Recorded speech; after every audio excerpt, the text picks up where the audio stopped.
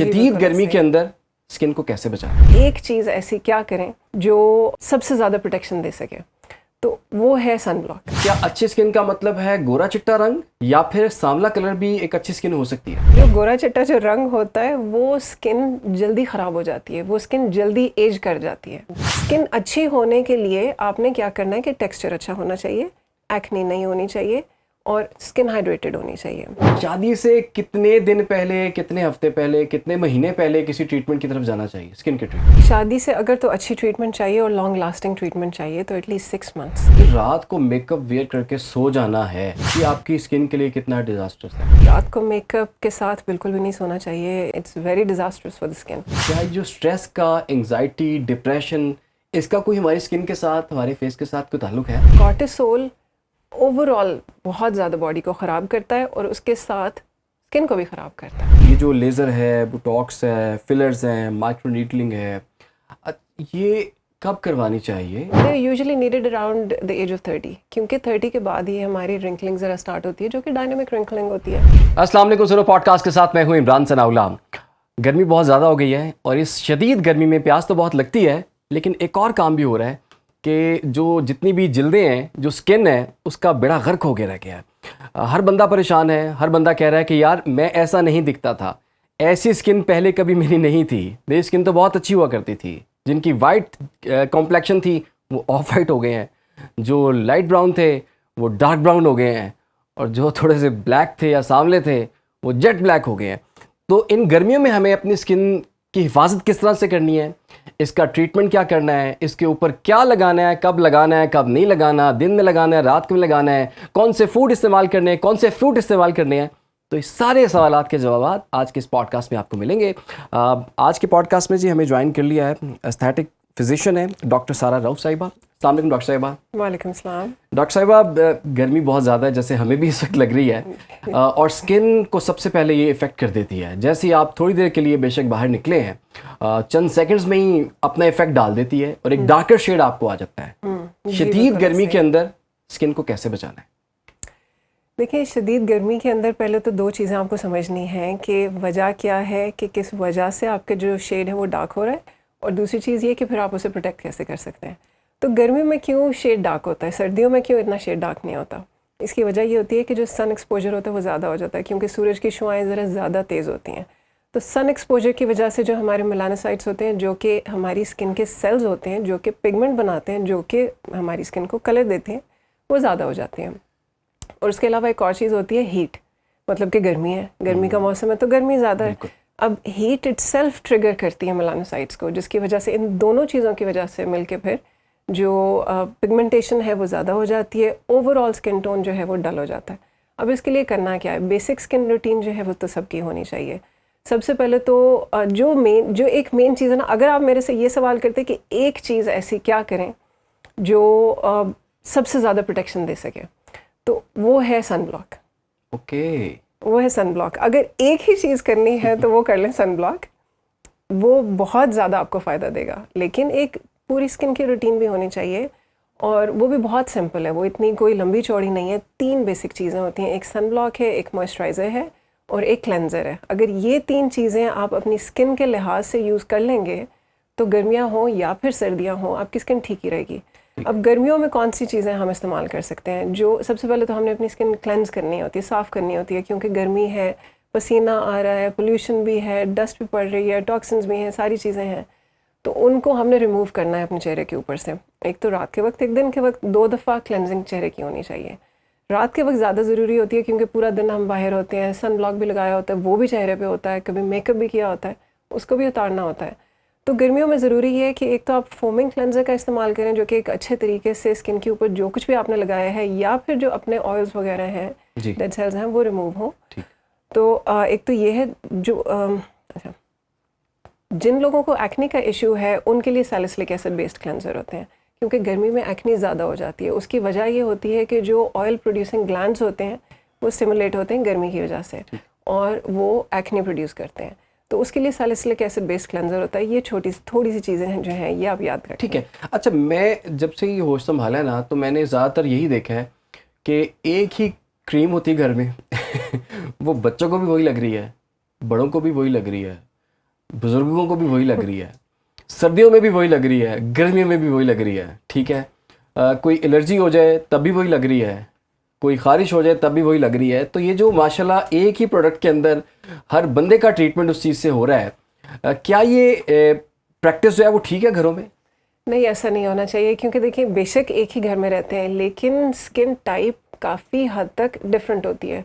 और स्पेशली जो बच्चों और बड़ों की बात है तो बच्चों की स्किन तो टोटली डिफरेंट होती है, वो अभी इमेच्योर होती है, इतनी मैच्योर नहीं हुई होती। और दूसरी चीज़ ये कि बच्चों की स्किन बड़ी थिन होती है, उनकी डर्मिस की जो लेयर होती है वो थिन होती है, तो उस पर जो भी लगाया जाए वो एब्जॉर्ब भी जल्दी होता है, और अगर कोई केमिकल्स वगैरह अप्लाई किए जाएँ तो उनका रिएक्शन भी बहुत जल्दी आ जाता है। तो बच्चों के लिए चीज़ें टोटली डिफरेंट होती हैं एज़ कम्पेयर टू एडल्ट्स। अब स्किन टाइप्स डिफरेंट होती हैं, कुछ स्किन टाइप्स ऑयली होती हैं, कुछ ड्राई हैं, कुछ सेंसिटिव हैं, कुछ कॉम्बिनेशन है। तो जो प्रोडक्ट्स हैं वो भी उनके लिहाज से ही होने चाहिए। एक हो सकता है जो क्रीम इस्तेमाल कर रहे हैं वो ड्राई स्किन वालों के लिए घर में ही सूट करे, लेकिन अगर किसी और की ऑयली प्रोन स्किन है तो उनको वो एक्ट नहीं करते। तो इसलिए तो इसलिए एक क्रीम आप सबके लिए इस्तेमाल नहीं कर सकते। ठीक है, एक क्रीम, जी सुन लिया आपने, एक क्रीम सबको इस्तेमाल नहीं करनी चाहिए, हर बंदे की डिफरेंट स्किन है और उस पर डिफरेंट रिएक्शन उस चीज़ का होता है। अच्छा, दूसरा ये कि थोड़ा सा कॉन्सेप्ट भी क्लियर करें सुनने वालों के लिए कि लोगों को लगता है कि जो चिट्टा कलर है ना, सफ़ेद कॉम्प्लेक्शन जो है, वाइट कॉम्प्लेक्शन जो है, वो अच्छी स्किन होती है, और लोग पूरी ज़िंदगी इस चीज़ पे लगा देते हैं। जिसका थोड़ा सा डार्कर शेड में कॉम्प्लेक्शन होता है वो बेचारा इन्फीरियरिटी कॉम्प्लेक्स का शिकार है। तो क्या अच्छी स्किन का मतलब है गोरा चिट्टा रंग, या फिर सांवला कलर भी एक अच्छी स्किन हो सकती है?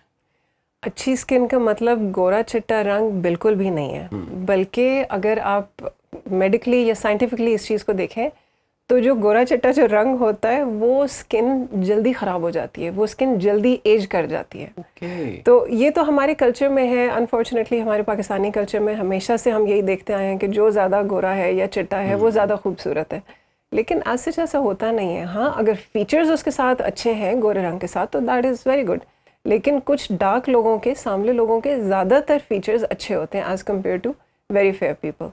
तो अब जो इस चीज़ पे अगर बात की जाए कि अगर गोरा रंग नहीं है तो स्किन को कैसे अच्छा दिखाया जाए, तो इट्स एब्सोल्युटली पॉसिबल।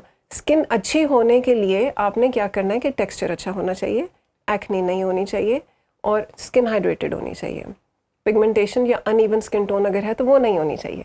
अगर ये चीज़ें हैं तो सांवला रंग या फिर डार्क रंग जो है वो भी बहुत अच्छा लगता है। और ये जो कोरियन स्किन और ग्लास स्किन और ये चीज़ें आप सुनते आ रहे होंगे, वो ज़रूरी नहीं है कि उसके लिए जब तक आपका कम्प्लेक्शन फेयर ना हो तो आपकी कोरियन स्किन नहीं हो सकती, आपकी हो सकती है। What is Korean skin? Basically वही है, टेक्सचर ठीक है, हाइड्रेशन अच्छी है, और जो स्किन टोन है वो इवन है। अच्छा, ज़्यादातर मैंने केसेस में ये देखा है कि लोग जो है वो घर से ही ट्रीटमेंट शुरू कर लेते हैं। कभी कोई दादी नानी बता देंगी, कभी घर वाले बड़े बता देंगे, कभी कोई फ्रेंड बता देगी कि मैंने ये किया था, तुम भी यही कर लो, तुम्हारा फ़र्क पड़ जाएगा इस चीज़ का। तो कब घर में ट्रीटमेंट करना है, होम रेमेडी की तरफ कब जाना है, और कब डॉक्टर के पास जाना है? देखिए, जो घर में ट्रीटमेंट होती है वो डिपेंड करती है कि ट्रीटमेंट हो क्या रही है, क्योंकि काफ़ी सारे ऐसे घरेलू टोटके हैं जो इस्तेमाल किए जाते हैं और कुछ का कुछ हद तक इफ़ेक्ट भी होता है, मतलब कि पॉजिटिव इफ़ेक्ट भी होता है। तो डिपेंड इस चीज़ पे करता है कि इशू क्या है, किस लिए घर में ट्रीटमेंट हो रही है, और कौन से प्रोडक्ट से हो रही है। कुछ हमारे पास इस तरह के प्रोडक्ट्स हैं घरेलू, मतलब कि जो हर्बल ट्रीटमेंट्स ऐसी हैं जिनका साइंटिफिक एविडेंस भी है।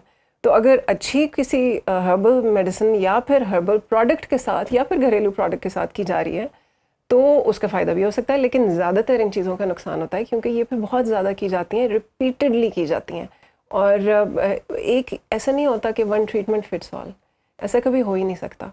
तो बहुत एहतियात से करना चाहिए, और अगर घर में भी करनी है तो कोशिश ये करें कि एक दफ़ा डॉक्टर से डिस्कस कर लें। अगर वो आपको कहते हैं कि जी ठीक है, ये वाले प्रोडक्ट्स आप घर पे यूज़ कर लें, मतलब कि आपने अगर टमाटर इस्तेमाल करना है या कोई भी खीरा इस्तेमाल करना है, दही इस्तेमाल करना है, तो पूछ लें, क्योंकि दही भी हर स्किन टाइप को सूट नहीं करता।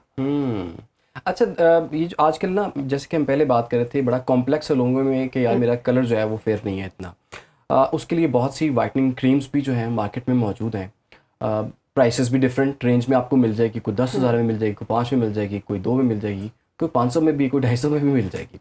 तो ये जो इतनी वैरायटी हमारे पास मौजूद है, और शायद जो सबसे सस्ती है वो सबसे अच्छा रिजल्ट आपको बहुत जल्दी दे देती है। मैं एक रिसर्च देख रहा था जिसमें पाकिस्तान की कुछ तकरीबन 50 या 55 किस्म की प्रोडक्ट्स का जायज़ा लिया गया।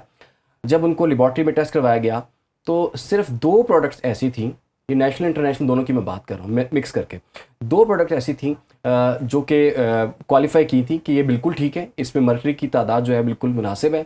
बाकियों में इतनी ज़्यादा थी, और मैं ये देख रहा था कि पाकिस्तान में आजकल स्किन कैंसर बहुत ज़्यादा तेज़ी से फैल रहा है। क्या वो इसी वजह से फैल रहा है कि बहुत हम गैर मेयारी किस्म की वाइटनिंग क्रीम्स जो हैं वो इस्तेमाल करते हैं जिसमें मर्करी ढेर सारी भरी होती है और बाद में आपको स्किन कैंसर की तरफ ले जाती है?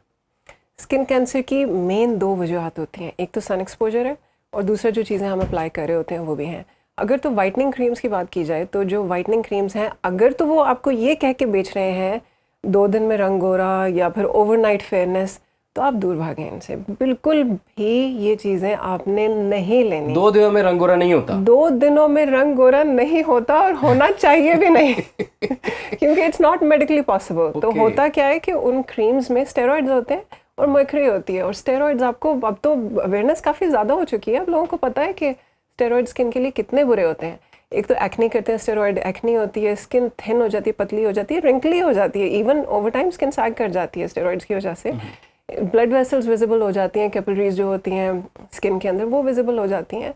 और इवन अगर तो डार्कनेस के लिए स्टेरॉइड्स का इस्तेमाल किया जा रहा है वाइटनिंग क्रीम्स में, तो जैसे ही उन क्रीम्स को छोड़ा जाता है with in a few days वो डार्कनेस और ज़्यादा वेंजेंस के साथ वापस आ जाती है। तो वो फिर इस तरह से होता है कि you are actually dependent on those creams. तो आपने करना ही करना है, और फिर उसके साथ जो उसके बैड इफ़ेक्ट्स हैं, साइड इफ़ेक्ट्स हैं, वो और ज़्यादा एग्रेवेट होते रहते हैं, बढ़ते रहते हैं।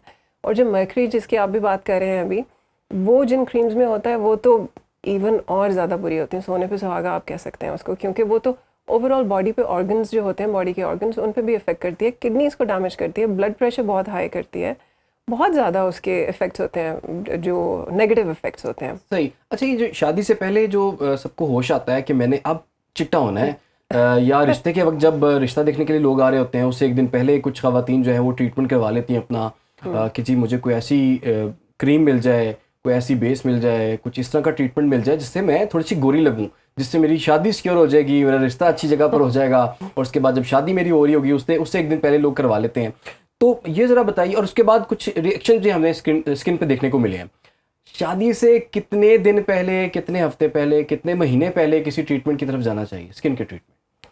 शादी से अगर तो अच्छी ट्रीटमेंट चाहिए और लॉन्ग लास्टिंग ट्रीटमेंट चाहिए तो एटलीस्ट 6 मंथ्स पहले एटलीस्ट गेट अ कंसल्टेशन, ताकि पता चले कि जो इशू है वो इशू है क्या, ताकि उसको फिर अच्छे तरीके से ट्रीट किया जा सके। पिगमेंटेशन का अगर इशू है तो उसकी ट्रीटमेंट भी की जा सकती है, जो मेडिकल साइंटिफिक तरीके हैं उनके थ्रू की जाती है। और वो जो अच्छी तरह से पिगमेंटेशन का जो अगर हमें इफेक्ट चाहिए तो that takes at least 3 to 4 months. 3 to 4 months pigmentation के लिए हमें चाहिए। और अगर एक्ने है, क्योंकि काफ़ी बच्चियों को एक्ने भी होती है, तो अगर एक्ने की ट्रीटमेंट चाहिए तो वो तो अच्छी ट्रीटमेंट एक तकरीबन 6 महीने तक भी ले सकती है। अच्छा। तो क्योंकि it's not an overnight thing कि आपने आज क्रीम लगाई तो कल आपकी एक्ने ख़त्म है, आज आपने क्रीम लगाई तो कल आप, या फिर आपने कोई इवन एस्थेटिक क्लिनिक में जाके कोई ट्रीटमेंट करा ली, कोई लेज़र करवा ली और कल आपकी या परसों आपकी एक्ने भी ख़त्म हो जाएगी और पिगमेंटेशन भी ख़त्म हो जाएगी। ऐसा नहीं होता। सेशंस होते हैं और they have to be taken regularly, और इन क्लिनिक ट्रीटमेंट्स के साथ घर पे भी चीज़ें करनी पड़ती हैं, मतलब कि रेगुलर स्किन केयर रूटीन होनी चाहिए, दोनों को रेगुलरली फॉलो करना होता है। ठीक है। अच्छा, ये बताइए, आजकल हमारी स्लीपिंग जो पैटर्न है ना बड़ा डिफरेंट हो गया हुआ है। मेरा नहीं ख्याल कि जो लोग हमें देख रहे हैं, जो नहीं भी देख रहे, वो टाइम पे कोई सोता होगा ना। बच्चे टाइम पे सोते हैं 2-2 बजे तक, 3-3 बजे तक। बुजुर्ग भी माशाल्लाह आजकल तो फजर के वक्त तक जो है वो मोबाइल यूज़ करते रहते हैं। ये जो स्लीप का हमारी स्किन के साथ किसी भी किस्म का डायरेक्ट या इनडायरेक्ट कोई रिलेशन है? बिल्कुल है, बहुत ज़्यादा है। जब हमारी ओवरऑल एक तो स्किन है ना, उसके अलावा हमारी ओवरऑल बॉडी भी है। हमारी जो हीलिंग होती है वो सोते हुए होती है। तो जो ओवरऑल बॉडी की हीलिंग होती है, ऑर्गन्स की हीलिंग होती है, उसके साथ हमारी स्किन की जो हीलिंग होती है वो भी सोते हुए ही होती है। ड्यूरिंग नाइट टाइम रिपेयर हो रही होती है, सेल्स की रिपेयर होती है, हीलिंग होती है। तो अगर हम टाइमली नहीं सोएंगे और सोने का जो ड्यूरेशन है वो काफ़ी कम हो जाएगा, तो वो जो हीलिंग का प्रोसेस है वो नहीं होगा। एक तो ये है। दूसरी चीज़ ये कि जब रात को जागते हैं देर तक, तो जाग के फिर कुछ ना कुछ तो करते हैं, और ज़्यादातर जो आज होता है या तो स्क्रीन्स देख रहे होते हैं, या फिर फ़ोन देख रहे होते हैं, या फिर इंटरनेट पे होते हैं, या लैपटॉप पे होते हैं।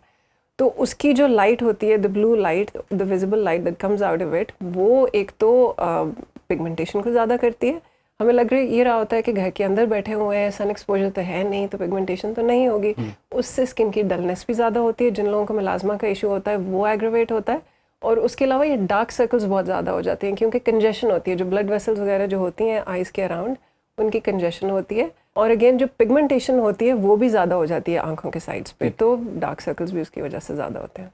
ठीक है। अच्छा, ये मुझे आज तक समझ नहीं आई, कोई फार्मूला समझ नहीं आया कि आपने अगर कोई क्रीम जो है अप्लाई करनी है तो वो कितनी करनी है।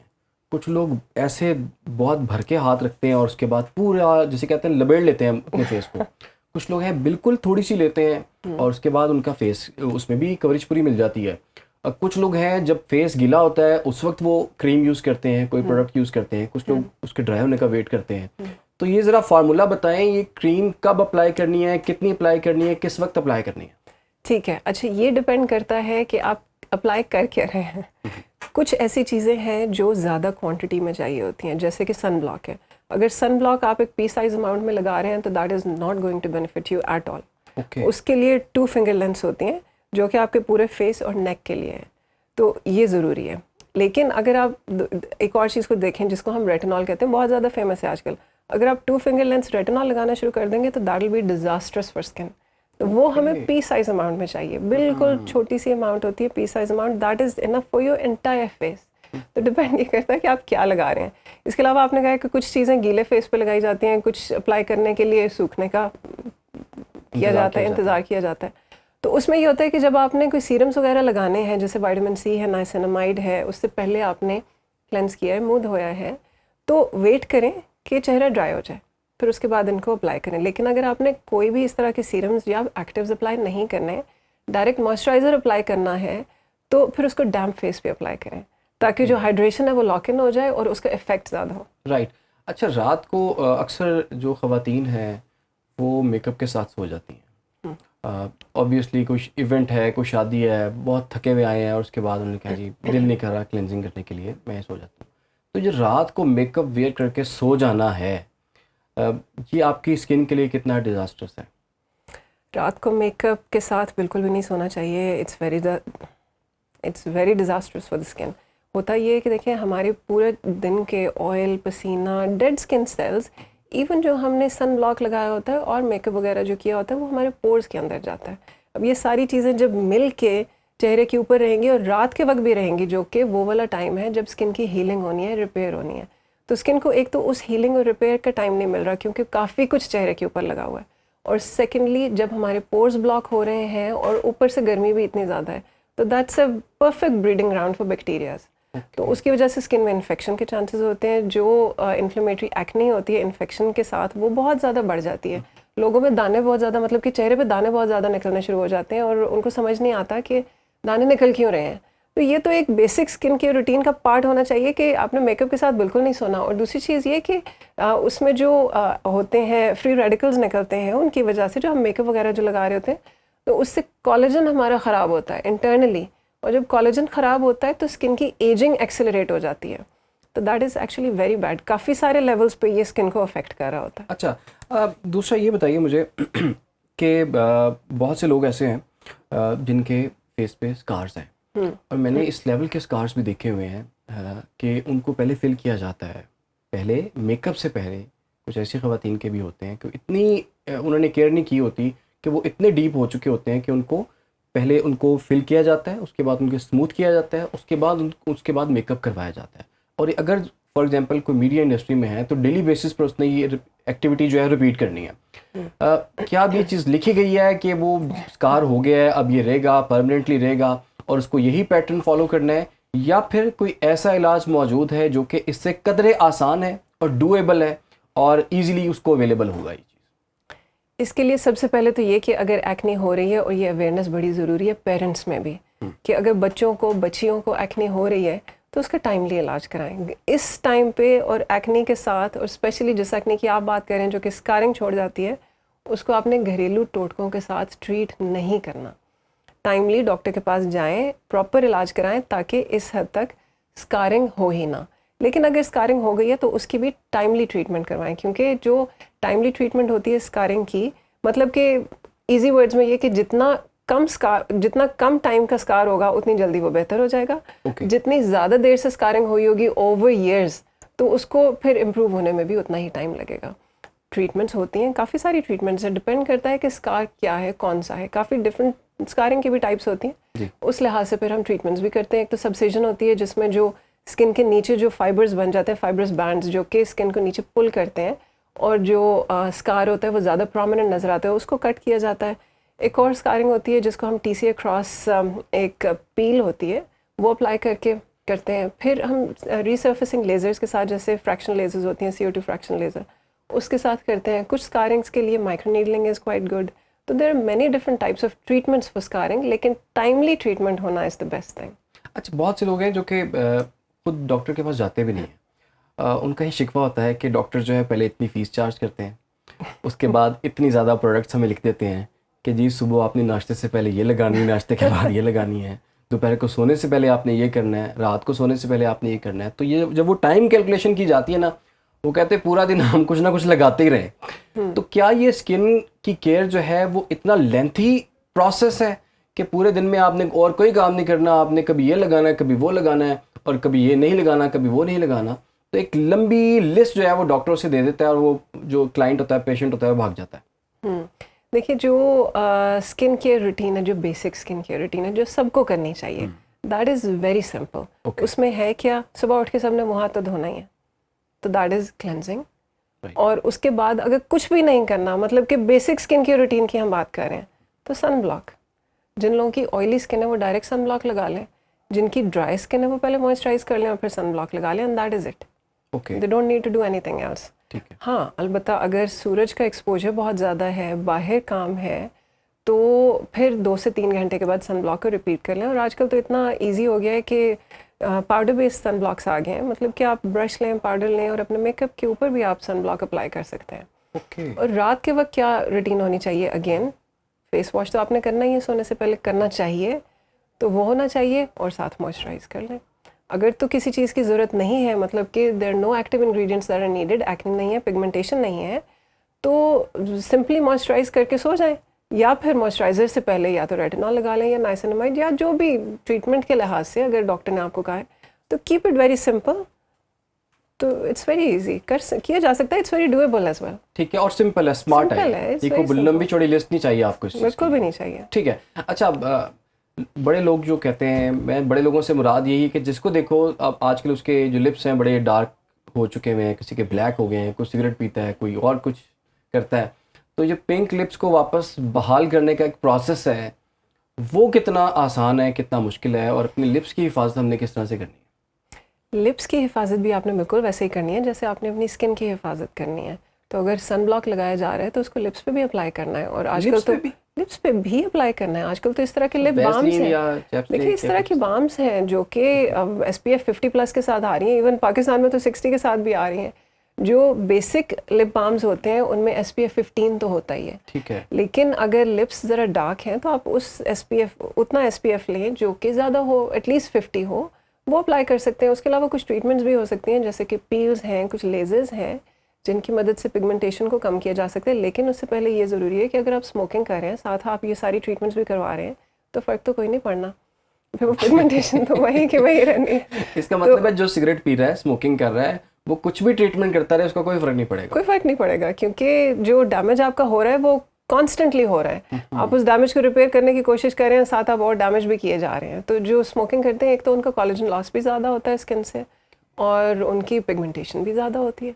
अच्छा, एक मैं बड़ा डिफरेंट सा क्वेश्चन आपसे करने लगा हूँ, वो ये कि एक इंसान है, बड़ा डिप्रेस्ड है, उसको बड़ी परेशानी है, उसको टेंशन है, और जैसे जैसे उसकी टेंशन बढ़ी है, कुछ टाइम के अंदर देखा है वो वैसे भी उसका फेस भी डल हो गया, उसकी स्किन भी डार्कर टोन में आ गई है। क्या ये जो स्ट्रेस का, एंग्जाइटी, डिप्रेशन, इसका कोई हमारी स्किन के साथ, हमारे फेस के साथ कोई ताल्लुक है? बहुत ताल्लुक है इसका। जो स्ट्रेस है वो एक स्ट्रेस हार्मोन रिलीज़ करता है हमारी बॉडी में, जो कि कॉर्टिसोल है। कॉर्टिसोल ओवरऑल बहुत ज़्यादा बॉडी को ख़राब करता है और उसके साथ स्किन को भी ख़राब करता है। कॉर्टिसोल की वजह से एक्ने ज़्यादा होती है, डलनेस ज़्यादा होती है, इन्फ्लेमेशन ज़्यादा होती है, जो कोलेजन है उसका लॉस ज़्यादा होता है, मतलब कोलेजन की ब्रेकडाउन ज़्यादा होती है, स्किन की एजिंग एक्सेलरेट हो जाती है। तो जो डिप्रेशन और एंजाइटी और स्ट्रेस है, इसका बहुत गहरा ताल्लुक है हमारी स्किन की हेल्थ के साथ। तो कोशिश करें कि ज़रा स्ट्रेस कम लें। और अच्छा, मुझे तो लगता है कि हर बंदे का जो ये जो स्किन का प्रॉब्लम है शायद डिप्रेशन की वजह से क्योंकि हर बंदा डिप्रेस नज़र आ रहा है। अच्छा, अब स्किन की वजह से डिप्रेशन हो रहा है या डिप्रेशन की वजह से स्किन खराब हो रही है, ये थोड़ा सा कहना मुश्किल हो जाता है। लेकिन overall cortisol is very damaging for the whole body, even the organs as well. तो डायबिटीज़ ज़्यादा कर देता है, ब्लड प्रेशर हाई कर देता है, काफ़ी सारी और चीज़ें भी हो जाती हैं। तो इट्स बेटर कि स्ट्रेस को ज़रा कंट्रोल करें, उसके लिए मेडिटेशन कर लें, थोड़ी सी एक्सरसाइज करें, अपने लिए टाइम निकालें ताकि ज़रा स्ट्रेस लेवल को। अच्छा, स्किन को बेहतर करने के लिए कुछ फ्रूट्स और कुछ फूड्स भी आप बताएं हमारे नाज़रीन को, ताकि वो कुछ खा के उनको फ़ायदा हो सके, क्योंकि हर बंदा तो इस तरह के ट्रीटमेंट्स या क्रीम्स या ये लंबे चौड़े प्रोसेस या सीरम्स वगैरह यूज़ नहीं करता। वो कहते हैं जी हमें ऑर्गेनिक तरीका बताएं, हमें बताएं खाना क्या है और कितना खाना है, कब खाना है, फ्रूट्स बताएं, आप ये बताइए हमें। स्किन के लिए हमें ज़रूरत क्या होती है? कुछ ऐसी चीज़ें होती हैं जो कि स्किन को फ़ायदा देती हैं, मतलब कि प्रोटीन्स होनी चाहिए, क्योंकि जो कोलेजन है हमारा वो प्रोटीन्स के साथ बनता है। प्रोटीन्स में होते हैं अमाइनो एसिड्स होते हैं जो कि फिर ब्रेक डाउन होते हैं, और फिर मतलब कि जब हम एक प्रोटीन लेते हैं जिसमें चिकन है, अंडे हैं, फ़िश है, तो इवन लेंटिल्स, दालें हैं, बहुत ज़्यादा वो उनमें प्रोटीन होती है। तो जब हम उन्हें लेते हैं तो उनके अंदर से जो अमाइनो एसिड्स निकलते हैं वो फिर एक और कोलेजन हमारी स्किन के लिए बनाते हैं, ओवरऑल बॉडी के लिए बनाते हैं। तो दैट इज़ वेरी गुड। एक तो प्रोटीन इनटेक अच्छी होनी चाहिए, उसके साथ इस तरह के कुछ फ्रूट्स लें जिनमें विटामिन सी हो, जैसे कि ऑरेंज है, स्ट्रॉबेरीज़ हैं, इवन जो लीफी ग्रीन वेजिटेबल्स हैं, they are very good as well. जो विटामिन सी है ये कोलेजन की प्रोडक्शन में हेल्प करता है। It's one of the very important steps जो कि कोलेजन की सिंथेसिस में यूज़ होता है। अगर विटामिन सी कम होगा तो फिर कोलेजन सही नहीं बनेगा। तो इस तरह के फ्रूट्स लें, वेजिटेबल्स लें। देखिए, डाइट को ओवरऑल सही रखें, मतलब कि ऐसा नहीं है कि आपने सिर्फ और सिर्फ प्रोटीन ही लेनी है या आपने सिर्फ फ्रूट डाइट की तरफ चले जाना है, उसके अलावा आपने कुछ नहीं जाना। हाँ, हो सके तो कार्बोहाइड्रेट्स को थोड़ा सा कम कर लें, लेकिन बाकी डाइट में फ्रूट्स और जो है प्रोटीन्स वो होनी चाहिए। अब फ्रूट्स जैसे मैंने आपको बताया, जो भी सीजनल फ्रूट्स हैं आप लें। ऐसा नहीं है कि कोई फ्रूट्स अच्छे हैं और कोई फ्रूट्स बुरे हैं। हाँ, जो जिन फ्रूट्स में विटामिन सी होता है वो स्किन के लिए ज़्यादा अच्छे हैं, लेकिन ओवरऑल हेल्थ के लिए all the fruits are good. ठीक है। अच्छा, आजकल प्रोसीजर्स जो हैं वो बहुत ज़्यादा हमें देखने को मिल रहे हैं। समटाइम्स कुछ चॉइस नज़र आती है हमें और समटाइम्स किसी की ज़रूरत बन जाते हैं प्रोसीजर्स। ये जो लेज़र है, बोटॉक्स है, फिलर्स हैं, माइक्रो नीडलिंग है, ये कब करवानी चाहिए और किसे करवानी चाहिए? क्योंकि हम देख रहे हैं कि एक यंग लड़की भी करवा रही है, एक बड़ी एज की खातून भी करवा रही है, एक यंग लड़का भी कुछ प्रोसीजर्स करवा रहा है और उसके बाद भी ज़रूरत पड़ जाती है। तो ये करवाने कब चाहिए? एक इंसान कैसे डिसाइड करेगा मुझे किस एज में और किस सिचुएशन में जाके इन प्रोसीजर्स की तरफ जाना है? ये सारे जो प्रोसीजर्स आपने कहे, बोटॉक्स है, लेज़र है, फिलर्स है, माइक्रो नीडलिंग है, इनकी अपनी इंडिकेशंस होती हैं, सबकी अपनी इंडिकेशंस हैं। अब अगर हम स्टार्ट करते हैं बोटॉक्स से, तो Botox is basically for wrinkles, जो कि डायनामिक रिंकल्स होते हैं। मतलब कि मैं आपसे बात कर रही हूँ तो मेरे एक्सप्रेशंस आ रहे हैं, एक्सप्रेशंस के साथ रिंकल्स बन रहे हैं। तो जब इस तरह के रिंकल्स होते हैं तो उनके लिए बोटॉक्स इज़ क्वाइट गुड। लेकिन जो स्टैटिक रिंकल्स होते हैं, मतलब कि हम बात नहीं कर रहे, एक्सप्रेशन नहीं दे रहे, लेकिन फिर भी चेहरे पे रिंकल्स पड़े हुए हैं, उन रिंकल्स के लिए बोटॉक्स नहीं होता। अब ये कब करने चाहिए?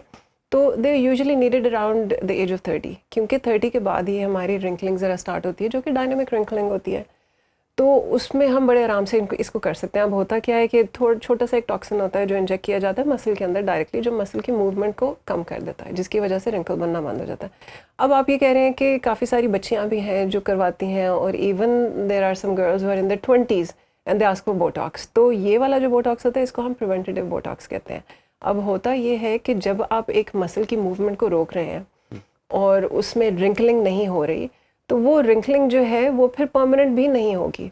तो वो प्रिवेंट कर रहे हैं रिंकल्स बनने को। मतलब कि अगर आप एक कार्डबोर्ड लेते हैं, उसको आप रिपीटेडली प्रेस कर रहे हैं एक ही स्पेसिफिक जगह से, तो उसमें एक काफ़ी गहरी सी क्रीज बन जाएगी। लेकिन अगर आप उस कार्डबोर्ड को नहीं रिपीटेडली कॉन्ट्रैक्ट या फिर प्रेस करेंगे तो वो क्रीज नहीं बनेगी। तो इसको प्रिवेंटिव बोटॉक्स कहते हैं, जिसकी तरफ आजकल लड़कियां काफ़ी जा रही हैं। लेकिन इसका मतलब ये नहीं है कि बिल्कुल फ्रीज कर दिया जाता है मसल्स को। बोटॉक्स की काफ़ी थोड़ी अमाउंट लगाई जाती है, जिसको बेबी बोटॉक्स भी कहा जाता है, ताकि जो मसल्स की मूवमेंट्स हैं वो कम हो जाए लेकिन एक्सप्रेशंस भी रहें। तो एक तो ये है। इसके लिए basically there is no hard and fast rule कि इस एज पे आपने करना है, इस एज पे नहीं करना। जब रिंकल्स होंगे तब आप करवा लें, और जिन लोगों ने प्रिवेंशन की तरफ जाना है they can get it done as well. There are not really any side effects. हाँ, होती हैं कुछ कॉम्प्लिकेशंस वगैरह हो सकती हैं, लेकिन अगर आप क्वालिफाइड डॉक्टर से करवा रहे हैं तो चांसेस आर वेरी मिनिमल। अब अगर आप फिलर्स की बात करते हैं तो fillers are basically for filling. और फिलिंग हमें क्यों चाहिए होती है? फिलिंग चाहिए होती है जब हमारा वॉल्यूम लॉस हो जाता है, जो कि एज के साथ होता है, सब में होता है। और वॉल्यूम लॉस किस चीज़ का होता है? कोलेजन का। तो जो कोलेजन है वो 25 की एज के बाद कम होना शुरू हो जाता है। 1% कोलेजन कम होता है हर साल। और जब मेनोपॉज का टाइम आता है तो फर्स्ट 5 इयर्स ऑफ मेनोपॉज में 30% कोलेजन कम हो जाता है। तो फिर फिलर्स की ज़रूरत पड़ती है, बायोस्टिमुलेटर्स की ज़रूरत पड़ती है। कुछ लोगों को इसमें 2 चीज़ें होती हैं, एक होती है ब्यूटिफिकेशन, एक होती है रिजुविनेशन।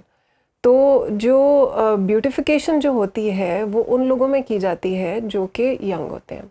उनको मतलब कि उनके फीचर्स आज सच ख़राब नहीं है, कोई इशू नहीं है, लेकिन उनको है कि थोड़ी सी ये चीज़ ज़रा और एनहांस हो जाए, चीक्स एनहांस हो जाएं या लिप्स ज़रा एनहांस हो जाएं तो वो ज़्यादा खूबसूरत नजर आए। तो दैट इज़ ब्यूटिफिकेशन। जो ओल्डर पेशेंट्स होते हैं उनकी फिर हमें काफ़ी सारी ट्रीटमेंट्स करनी पड़ती हैं जो कि फिर ब्यूटिफिकेशन में नहीं आती। That is a different sort of procedure. मतलब कि हम पहले रिप्लेस कर रहे हैं जो वॉल्यूम लूज़ हो चुका है, और उसके बाद जब एक अच्छा सा चेहरा हमारे पास आ जाता है then we can decide if there is anything else that needs to be done. लेकिन जो बेसिक्स उसकी हैं वो हमें फिर वापस लानी पड़ती हैं। तो एक तो ट्रीटमेंट होती है, एक प्रिवेंशन होती है, आप इस तरह से इसको भी ले सकते हैं। तो माइक्रोनीडलिंग जो है that is one of the preventive treatments आप कह सकते हैं इसको भी, क्योंकि ये कोलेजन की इंडक्शन के लिए बड़ी अच्छी ट्रीटमेंट होती है। जब हम इसे करते हैं ना तो व्हाट इज़ माइक्रोनीडलिंग? माइक्रोनीडलिंग में बेसिकली काफ़ी सारी छोटी छोटी नीडल्स होती हैं जो कि कंट्रोल्ड इंजरी करती हैं स्किन के ऊपर। और उसके साथ अगर हम PRP कर रहे हैं तो वो डीपर लेयर्स में जाता है। अगर हम मीज़ोथेरेपी कर रहे हैं तो मीज़ोथेरेपी सीरम्स भी डीपर लेयर में जाते हैं। तो उससे 2-3 चीज़ें होती हैं। एक तो ये कि जो सुपरफिशियल स्किन में इंजरी जो कि कंट्रोल्ड इंजरी है उसकी फिर हीलिंग का प्रोसेस स्टार्ट होता है। जब हीलिंग स्टार्ट होती है तो उसमें कोलेजन की प्रोडक्शन होती है। उसके साथ जब हम PRP को फेस में इंजेक्ट या फिर इवन माइक्रोनीडलिंग के साथ ही कर रहे होते हैं तो वो डीपर लेयर्स पे भी इफेक्ट कर रहा होता है, और फिर उसके भी जो रिजल्ट्स होते हैं एनहांसमेंट के वो भी सामने आ रहे होते हैं। तो उसमें भी डिपेंड ये नहीं करता कि एज क्या है, डिपेंड ये कर रहा होता है कि इशू क्या है। राइट। तो लेकिन दूसरी चीज़ ये कि बच्चों में मतलब कि जो 20 से कम है या इवन 25 से कम है उनमें ये चीज़ें काफ़ी कम करवानी होती हैं, और काफ़ी इस तरह के पेशेंट्स आते भी नहीं हैं हमारे पास। 25 से कम तो हार्डली पेशेंट्स आते हैं ब्यूटिफिकेशन प्रोसीजर्स के लिए, वो बाद में ही आते हैं। किस एज ग्रुप के ज़्यादा लोग आते हैं आपके पास? अबव 30 के बाद कोई भी एज होती है। ओके। तो काफ़ी एजेस के लोग भी आते हैं। इवन ये नहीं कि बिलो 30 नहीं आते, बिलो 30 भी आते हैं, लेकिन उनके इश्यूज डिफरेंट होते हैं। मतलब कि एक्ने के इश्यूज होते हैं, पिगमेंटेशन के इश्यूज होते हैं, फिर उनको ट्रीट करना पड़ता है। अच्छा, ये जो प्रोसीजर है जैसे आपने बताया, बोटॉक्स है, फिलर्स है, माइक्रोनीडलिंग है, ये जब एक दफ़ा करवा ली जाए प्रोसीजर, इसको कितने टाइम के बाद इसे रिपीट करना होता है? और क्या ये जैसे कि कहा जाता है कि शुगर की गोली लग गई है, इंसुलिन लग गई है, BP लग गया है, BP की गोली लग गई है, क्या ये प्रोसीजर भी लग गए हैं फिर लाइफ टाइम आपको रिपीट करवाते रहने चाहिए? जो इनकी रिपीट करने के जो वो है फ्रीक्वेंसी है वो डिपेंड करती है कि प्रोसीजर क्या है। अगर तो बोटॉक्स करवाया है तो Botox usually lasts for 3 to 4 months, 3 से 4 महीने के बाद करवाना पड़ता है। फिलर अगर करवाया है तो फिलर यूजुअली लास्ट्स फॉर रफली अ ईयर, वो फिर साल के बाद उसको करवाना पड़ता है। जो माइक्रोनीडलिंग है, माइक्रोनीडलिंग के इनिशियल 3 to 4 सेशंस होते हैं मंथली बेसिस पे, और फिर उसके बाद हर 4 महीने के बाद मतलब कि साल में 3 दफ़ा उसके सेशन करवा लें, ताकि एक जो कोलेजन की इंडक्शन की है वो रहे, फिर उसका रिजल्ट रहे। अब अगर बात ये की जाए कि एक दफ़ा ये करवा लें तो उसके बाद ये छोड़ नहीं सकते और करवाना ज़रूरी हो जाता है, या फिर स्किन को एडिक्शन हो जाती है, या फिर स्किन ख़राब हो जाती है इनकी वजह से, तो ऐसा बिल्कुल भी नहीं होता। It's a very big myth, और ये मिथ क्यों बनाए आई डोंट अंडरस्टैंड। देखें, जब बोटॉक्स करवाया, मुझे लगता है कि इशू ये होता है कि जब आप बोटॉक्स करवाते हैं या किसी ने बोटॉक्स करवाया तो वो क्यों करवाते हैं बोटॉक्स? क्योंकि देयर आर रिंकल्स को ख़त्म कराने के लिए उन्होंने बोटॉक्स करवाया। जब उसका रिज़ल्ट आया तो they really liked the result, बिल्कुल स्मूथ स्किन हो गई। 3 से 4 महीने के बाद वो रिज़ल्ट ख़त्म हो गया, रिंकल्स वापस आ गए, उनको स्किन अच्छी नहीं लग रही अब अपनी, तो वो ये उनको लगता है कि पहले से भी ज़्यादा ख़राब हो गई है, जबकि वो पहले से ज़्यादा ख़राब नहीं होती। ऐसा कुछ भी नहीं होता इस प्रोसीजर में जो आपकी स्किन को पहले से ज़्यादा ख़राब कर दे। हाँ, जो ये करती है वो ये कि आपकी एजिंग को या जो मसल की कॉन्ट्रैक्शन है उसको डिले करती है, तो रिंकल्स को डिले कर देती है, लेकिन अर्ली नहीं करती। मतलब कि ऐसा नहीं है कि अगर आपने एक प्रोसीजर के बाद या एक सेशन के बाद बोटॉक्स ना करवाया दोबारा तो रिंकल्स बहुत ज़्यादा वापस आ जाएंगे, ऐसा नहीं है, जितने पहले थे उतने ही आएंगे। ठीक है। और अगर ये नहीं करवाते, रिपीट नहीं करवाते, एक बंदे ने एक एक प्रोसीजर करवा लिया है, इन तीनों का 3 डिफरेंट लोग हैं, उन्होंने एक एक प्रोसीजर करवा लिया है और उसके बाद उन्होंने 3 महीने बाद या 6 महीने बाद या 1 साल के बाद उन्होंने नहीं करवाया, फिर लाइफ टाइम नहीं करवाते वो, तो उनकी बॉडी पे क्या इसका असर होगा? उनकी बॉडी पे इसका कोई असर नहीं होगा। छोड़ा जा सकता है? बिल्कुल छोड़ा जा सकता है, क्यों नहीं छोड़ा जा सकता, क्योंकि जो अगर तो बोटॉक्स देखें, माइक्रोनीडलिंग अगर एक दफ़ा करवाई तो क्या होता है, एक दफ़ा की माइक्रोनीडलिंग से तो वैसे भी ऐसे इतना इफेक्ट भी नहीं आता, हाँ आता है, लेकिन जिस तरह का हम इफेक्ट चाह रहे होते हैं वो वाला नहीं आता। माइक्रोनीडलिंग से क्या होता है, एक तो पोर्स इंप्रूव होते हैं, टेक्सचर इंप्रूव होता है और जो कोलेजन है उसकी इंडक्शन होती है। तो एक सेशन से हर चीज़ बहुत अच्छे तरीके से नहीं हो सकती, 3 से 4 सेशंस तो चाहिए होते हैं। तो अगर एक सेशन करवाने के बाद नहीं करवा रहे तो हम क्या चीज़ है जो उसमें हार्म करेगी, मतलब कि अगर तो कोलेजन जो भी थोड़ा बहुत प्रोड्यूस हुआ है वो तो रहेगा, लेकिन उसके बाद स्किन की एजिंग भी तो हो रही है ना। जब स्किन की एजिंग हो रही है तो कोलेजन एज के साथ कम हो रहा है ना, तो वो इस वजह से कम नहीं हो रहा कि आपने ट्रीटमेंट नहीं करवाई दोबारा से, वो इसलिए कम हो रहा है क्योंकि आपकी एजिंग हो रही है। ठीक है। अच्छा, ऐसा भी कुछ होता है कि एक बंदा आया है या खातून आई है और वो कहती हैं कि मैंने ये प्रोसीजर करवाना चाहती हूँ, और प्रोसीजर करवाया उसने और जो रिजल्ट्स आए हैं वो उससे सेटिस्फाई नहीं है, वो कहते हैं जी मुझे आप वापस ही कर दें उसी जो पहली सूरत में आई थी, मैं जिस कंडीशन में आई थी मुझे वापस कर दें। क्या कोई भी प्रोसीजर दोबारा से को अनडू हो सकता है? जो फिलर्स हैं वो तो बिल्कुल अनडू हो सकते हैं, उनका एक एंजाइम होता है विच इज़ हाइलुरोनिडेज, उसको इंजेक्ट करके फिलर्स को बिल्कुल कम्प्लीटली अनडू किया जा सकता है। It's a very safe procedure as well. मतलब कि कुछ लोगों में अगर फिलर की कॉम्प्लिकेशन हो जाती है तो तब भी इसी को हाइलुरोनिडेज को ही यूज़ करके उसको रिवर्स किया जाता है। जो बोटॉक्स है, बोटॉक्स इज़ नॉट रिवर्सिबल, लेकिन उसके जो कॉम्प्लिकेशंस हैं, मतलब बोटॉक्स के रिजल्ट्स एज सच इस तरह नहीं होते कि बोटॉक्स मुझे पसंद नहीं आया तो मेरे मसल्स रिलैक्स हो गए हैं तो मुझे पसंद नहीं आ रहे, I need the wrinkles back again.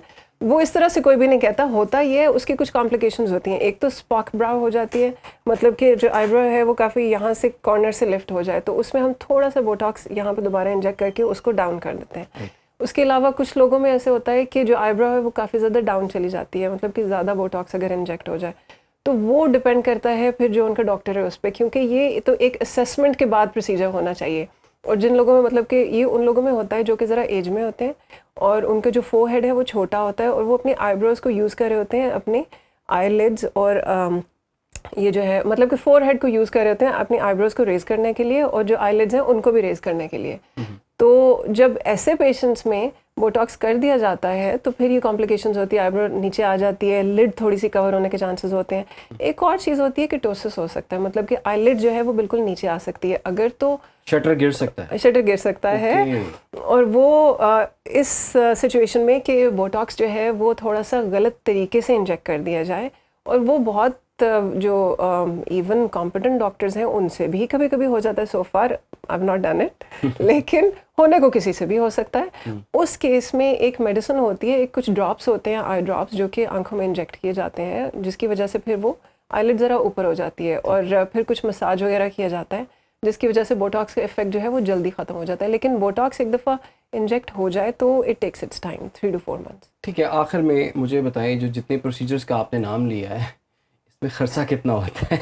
क्योंकि बहुत से लोग होंगे जो प्लान कर रहे होंगे, मतलब फॉर एग्जांपल किसी बंदे ने आना है इस प्रोसीजर के लिए, तो अपनी जेब में कायदे आज़म की कितनी तस्वीरें लेकर आए?